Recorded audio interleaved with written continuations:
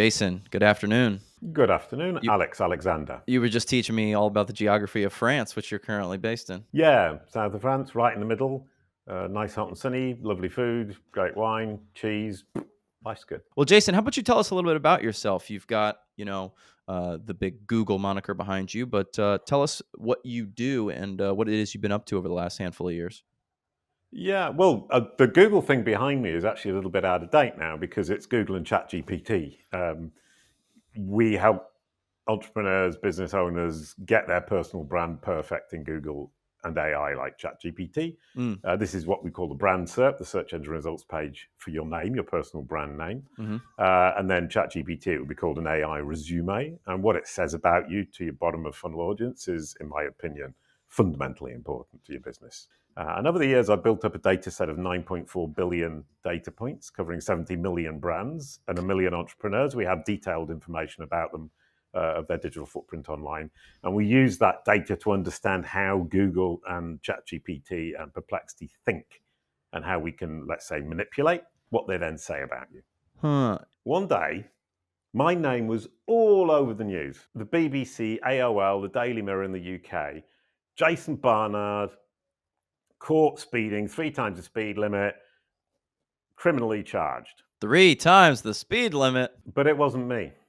Uh, It was somebody else with my name, and I call that namesake online reputation crisis. I solved that problem by explaining to Google, educating Google, and this is where I got to the point where I was saying, well, actually, I'm educating this machine like it's a child. I educated it that I didn't want to focus on a blue dog. I wanted to focus on entrepreneurship and digital marketing. I am not the same person as this guy in the UK because I live in France. I wasn't in the UK at the time. I have this career. He has that career. Please don't confuse us anymore. So I was educating Google like it was a child, and that's when Kalicube kicked off. I said, this is a hugely valuable service that I can offer to everybody. Everybody needs it to some extent. And my approach of educating the algorithms really works well. so what does that fundamentally look like, educating the algorithm? Sounds good. What does that look like? What is that in practice? Well, if you look at the algorithms right now, you would focus on search results, large language model chatbots like ChatGPT, and knowledge graphs like Google's knowledge graph. And those are the three main types of algorithm you need to educate. And they all use the same data set, which is the web. Mhm. Okay. So you educate them by placing the right information in the right places, explaining the right things across the web.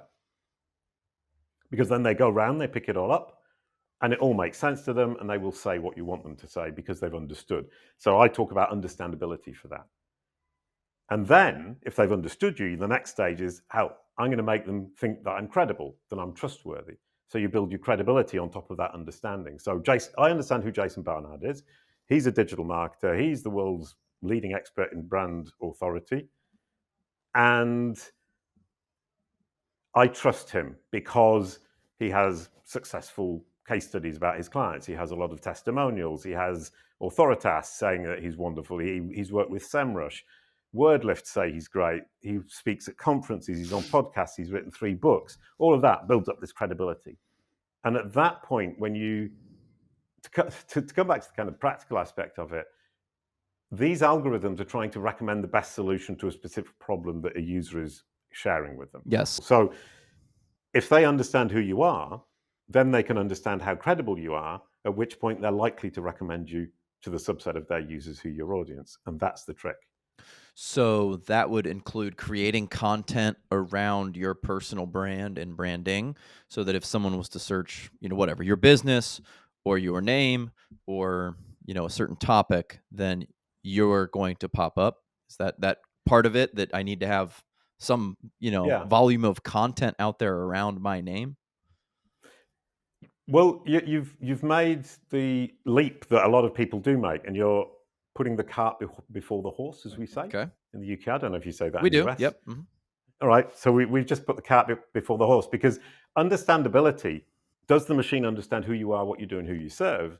You don't need to create anything new. You just need to organize what you already have Okay. because your digital footprint is going to be very fragmented. Whether you think it is or not doesn't matter. It is, believe me, everybody's is. No, I believe that. So you, thank you. Well, maybe the listener doesn't. So you take what you have and you organize it around what we call the entity home, which is the central reference point that the algorithms use to figure out who you are. And that needs to be a website that you own. So it's your about page on your personal website. And you explain really clearly who you are, what you do, who you serve, and why you're credible. Okay. And then you link out to all the resources that confirm it. And you make sure that all of those resources say the same thing as you're saying on your entity home. And then they link back to your entity home. And the machine just goes backwards and forwards like this, seeing the same information. And after enough repetition, it will just understand it and believe it. So you don't actually need to create anything new. You just need to organize yourself properly. Our business website ranked on Inc. 5000, I think 7 times in a row now we've been on the fast growing list. And same thing as Columbus Business First, fast growing lists. But I don't think that my digital profile is probably organized in one place. So your advice would be the about page on my personal website, which I give like no love to. Yeah, you should give a lot more love to it, if I may give you advice. To get top of mind for the algorithms, we call it top of algorithmic mind. So when you're having a conversation with ChatGPT, so you're using ChatGPT, you're having a conversation. Yep. And it's trying to find the solution and effectively bringing you down the funnel. And you want your brand, personal or corporate, to be top of algorithmic mind at every stage on the way down, but particularly at the bottom when the person's found the solution and then says, well, actually, now I know what the solution is. Who of the 3 choices that I have should I choose? You want to make sure the machine says that it's you, because there's one click and it's called the perfect click. So how does ranking on like an algorithm like ChatGPT? This is sort of a really new thing. This is like only something I Yeah. feel like I'm starting to hear people talk about. How does working on those algorithms differ to working on something like Google, or are they very similar? Well, I had a conversation with a potential client yesterday who was asking about ChatGPT, and they're saying, well, we need to work with you on ChatGPT. And I laid out how we would approach it. And her take was, this is just SEO. And she'd misunderstood not what we were doing, but the way that it all fits together. Okay. Because SEO is just optimizing for search, but you need to optimize for the chatbots and for the knowledge graphs. So if you look at it this way, the chatbot, ChatGPT, has knowledge from its training data that allows it to have and the ability to have a conversation. If you ask it about Napoleon Bonaparte, it doesn't need to look it up online because it already has the information. Okay. If you ask it about something it doesn't know about, it needs to use the web index to look it up. Got it. If you're asking about something recent, news, for example, sports scores, it needs to use the web to look it up for that recency. If you're looking for something incredibly niche, it won't have it in the training data, it needs to use the web. But it has the problem that it makes mistakes, it hallucinates. So it needs a knowledge graph, and a knowledge graph is just a machine-readable encyclopedia that's hugely big to fact check. Could you linger on that knowledge graph for a second, because I wrote that down and I wasn't really very familiar with that term. Right. Well, Google has a huge knowledge graph, about 50 billion things in knowledge graph. So it understands 50 billion people, corporations, music, albums, films, all of the things that you can imagine, and attributes of them. For example, Jason Barnard from the UK. Jason Barnard, 5 feet 10 tall. Jason Barnard is a digital marketer, things like that. Understands as well that Jason Barnard is the CEO and founder of Kalicube. So it can fit facts together like we do in the brain with people, corporations, product, films, music albums, music groups, their attributes and the relationships between them. Is that like a stored thing? Is it because Yes. you said that they don't need to look up Napoleon. They've got that kind of like ready to regurgitate at any point in time. Just like I have, some facts about Albert Einstein. I don't have any deep facts, but I've got a handful that are like ready to go. Yeah. Is that sort of like it's stored for like optimization of the like processing? Am I thinking about that correctly? Yeah. Well, the knowledge graph is just like Wikipedia, but 20,000 times bigger and machine readable. And the knowledge graph contains everything Google can possibly understand. So it's not just famous people and famous companies like Wikipedia, it's any person or any company. If it understands it, it gets it in the knowledge graph. And is that the first And place that like a an chat LLM. bot and an AI would go? Is that Yeah. knowledge graph? No, it's not quite like that, because Okay. what they do is it's geeky and boring, but predictive. So what it does is predict the next most probable word. Yep. So it builds a sentence doing that. So the facts about Napoleon Bonaparte, or the information about Napoleon Bonaparte, would come out, but it doesn't understand whether or not it's true. It has no idea what it's saying. Mm, So it needs that fact-checking element behind it. I see. Now, they're building some of the fact-checking already into the LLM, but that fact-checking at the end of the day has to be done using some kind of reliable encyclopedic source, and that's a knowledge graph.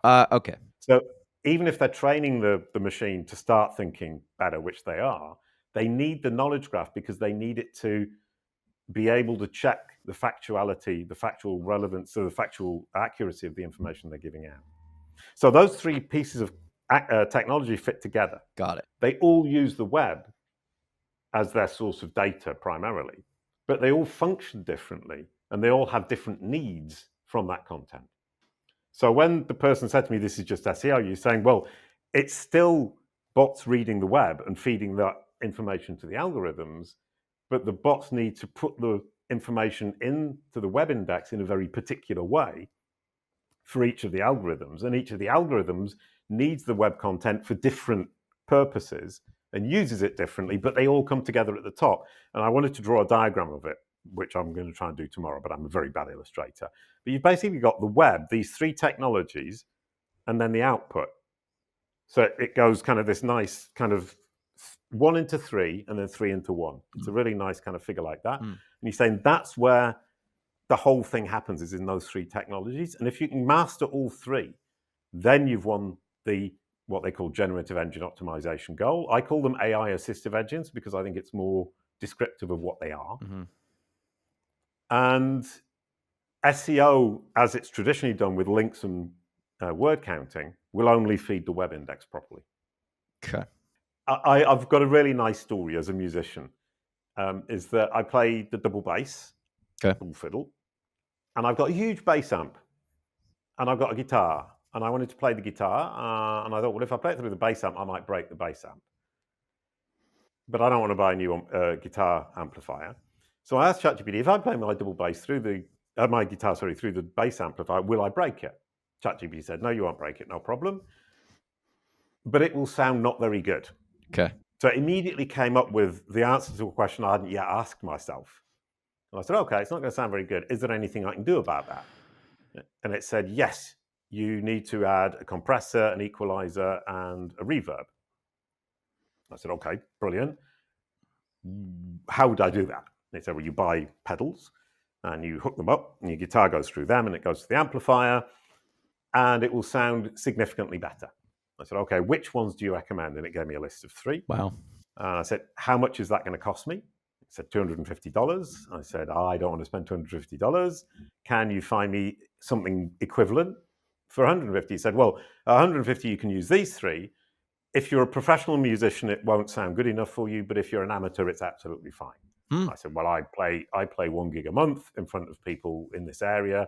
Nobody's really listening to the sound. I'm not an incredibly good jazz guitarist anyway. So I'm going for the $150. Where should I buy it? If you're in America, buy from Sweetwater. If you're in Europe, buy from Thomann. I'm in Europe. Here's the link to Thomann. Clicked on the link, went through, bought it. 15 minutes from the moment I started the problem, which was I want to play my guitar through the bass amp, which I thought was a stupid idea, to buying for $150 from Thomann. Yeah, I mean, I definitely can see how that would synthesize the information. Yeah, I mean, it's a lot of fun. I find it a really fun way to shop, to be honest, because I'm having a conversation with a trusted advisor, and I enjoy it. And the nice thing as well is that ChatGPT or Gemini AI mode or Copilot or Perplexity knows a lot more than I do about the world. So I'm relying on it to know what it's talking about. I'm relying on it to understand the world. I'm relying on it to have an opinion. And so if we come back to my perspective, is my job is to change its understanding of you, improve its opinion of you, so that it recommends you when your users are having that kind of conversation where you can help. And it sort of sounds like whether or not that generative AI thing is your final solution, like I said, marketing agencies, maybe in 2 or 3 years, that's going to be a more prevalent way of searching. But it sounds like everything that you're doing is only going to help just Google anyways. It's going to help, Yep. you know, backlinking in knowledge panels Yep. for Google. I'm sure I don't have a knowledge panel. But and that's the kind of the thing about it is what I'm trying to do is, I don't know if the word is lessen the blow, but say to people, it isn't SEO or generative engine optimization. It's both. And you need to evolve what you're doing in SEO to fit into this new algorithmic trinity, I call them, this new three algorithm model. Mm, And so you evolve your SEO to please all three of them, and you work on all three of them at the same time with the same data source and the same work. And that makes a lot of sense. And it's a really lovely way to evolve rather than to think, I've got to throw all of my SEO out the window, which is what some people now think. mm. You don't. Appreciate you, Jason. Thank you so much. Enjoy France. Ah, Hopefully you guys continue to get good weather out there. And if you're ever on our side of the pond, let me know, man. We'd love to catch up. brilliant. Absolutely. Thank you very much, Thank you, Alex. Jason.